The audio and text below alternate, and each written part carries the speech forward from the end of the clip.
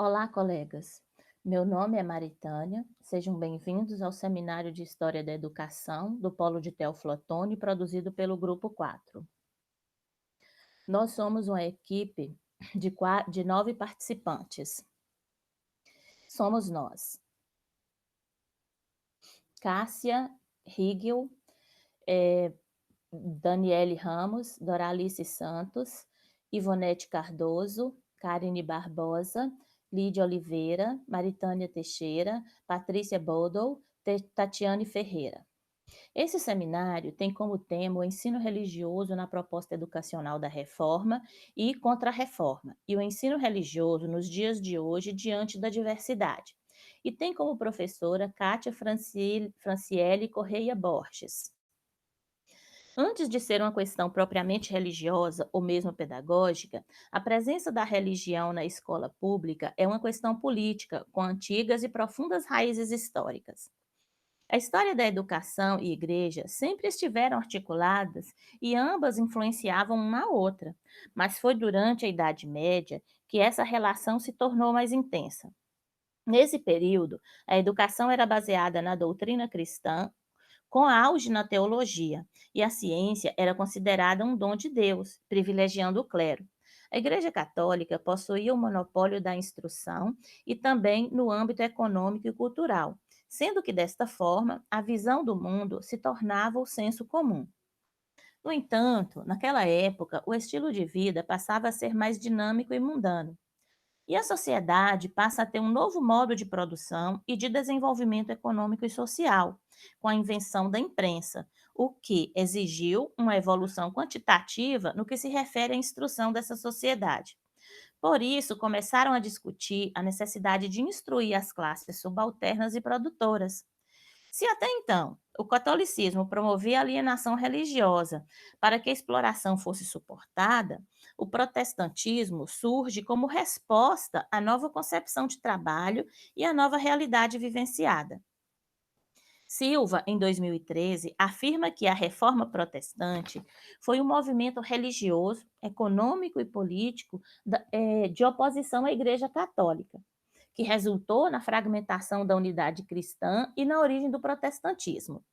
Já Russo afirmou que instituições religiosas, sejam quais forem, assumem um papel semelhante, que é o de contribuir para os interesses de algum grupo, mesmo que seus integrantes o façam de modo inconsciente.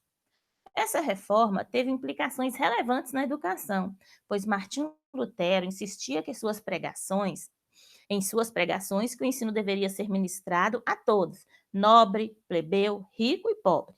Defendeu que a educação não devia por mais tempo ser pela religião e pela igreja. Defendia ainda a criação de uma rede de ensino público para oferecer instrução ao povo. Argumentava que o dinheiro investido em educação seria menor que o gasto com armas e traria mais benefícios. Desta forma, Lutero dá à educação um olhar mais pragmático, inclusive pensando nas classes populares, e torna-se importante aprender um ofício a ser útil para a sociedade. Varcelli, em 2012, apresenta as principais ideias do pensamento educacional que Martim Lutero defendia em seus textos, nos quais Lutero indicava como acreditava que devia ser organizado um sistema de ensino e os principais norteadores da educação. Essas ideias são, né? Para Lutero, as escolas deveriam ser cristãs e indicar os conteúdos e livros que os alunos deveriam utilizar.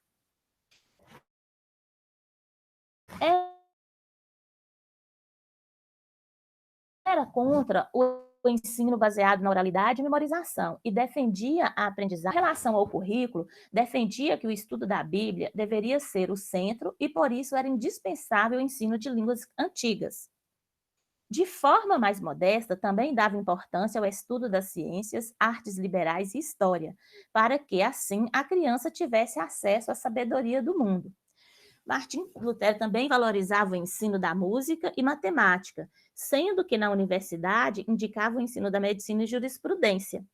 Indicava também preocupação com o material que deveria estar disponível nas bibliotecas de escolas e universidades. importando mais a qualidade dos livros e não sua quantidade. Diferente da educação escolástica, que impunha punições físicas e pressões psicológicas, Lutero defendia a educação pautada no prazer por meio lúdico. Ele defendia a necessidade de professores bem preparados e a obrigatoriedade de frequentar escolas. O movimento da reforma religiosa e cultural, iniciado por Lutero, tem um significado importante para a educação, pois defendia que o indivíduo pudesse examinar de forma livre as escrituras e que o aprendizado, a leitura, deveriam ser ofertados a todos e mantido pelo Estado. Portanto, o modelo de cultura da reforma é humanístico, cuja base de aprendizagem era o conhecimento de línguas e gramáticas. Diante dos movimentos protestantes, a Igreja Católica reage com a realização do Concílio de Trento, a fim de defender o poder da monopolização da educação e da ideologia. Esse Concílio de Trento era um concílio ecumênico que reunia a alta cúpula de clérigos católicos para deliberar sobre assuntos que podem ser tanto dogmáticos quanto pastorais. Dessa forma, eles criam ordens religiosas com o intuito de se defender e realizar um trabalho de catequese nos países a serem conquistados. O cerne da Contra-Reforma em relação à educação foi a criação da Companhia de Jesus, que influenciou decisivamente no ensino, por intermédio da criação do Ratio Studiorum, ou seja, um sistema de estudo, do qual não podemos deixar de ressaltar que originou o modelo de educação brasileira. A reforma protestante, no século XVI, seguido da Contra-Reforma católica, e as guerras travadas na Europa, nesse século e no seguinte, elas forneceram a base para as políticas estatais a respeito da religião na escola pública. O efeito dessa mudança no campo educacional é a provável queda futura da posição dominante do ensino da religião católica nas escolas públicas, mais por força da secularização das relações sociais do que pela competição interna no campo religioso. Na atualidade, a oferta do conteúdo de educação religiosa nas escolas é, sem dúvida, um tema bastante polêmico. Para algumas pessoas, esse oferecimento é indispensável, enquanto para outras ultrapassa alguns limites e pode caracterizar uma perda na liberdade de pensamento dos estudantes daquela instituição. Considerando a oferta da disciplina voltada à educação religiosa como parte do currículo das escolas do Brasil, a Lei de Diretrizes e Bases da Educação de número 9.394 de 96, em seu artigo 33, prevê que o ensino religioso de matrícula facultativa, é parte integrante na formação básica do cidadão e constitui disciplina dos horários normais das escolas públicas de ensino fundamental, assegurando o respeito à diversidade cultural religiosa no Brasil, vedadas quaisquer formas de proselitismo. Percebe-se que, em se tratando de instituições públicas, a oferta da educação religiosa deve ser facultativa, devendo ser assegurado respeito à diversidade cultural, religiosa, sendo proibida qualquer forma de proselitismo. De acordo com Sala, em 2013, existem alguns pontos a serem considerados que podem justificar o não oferecimento da educação religiosa no contexto escolar. O primeiro deles é o caráter facultativo previsto em lei. O que fazer caso os estudantes não queiram frequentar as aulas?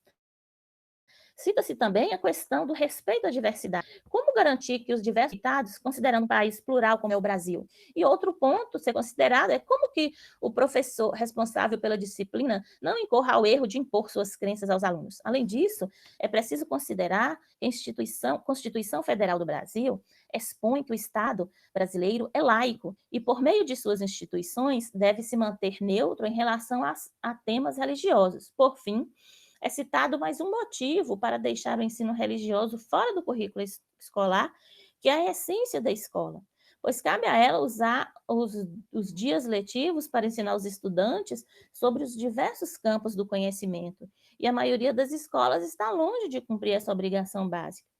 Diante dos aspectos apresentados, considerando que a educação religiosa atualmente faz parte dos currículos das escolas públicas, como de caráter facultativo, as instituições seguem com o dever de oferecer os conteúdos relacionados ao tema, com respeito à diversidade tão presentes no contexto da população do país.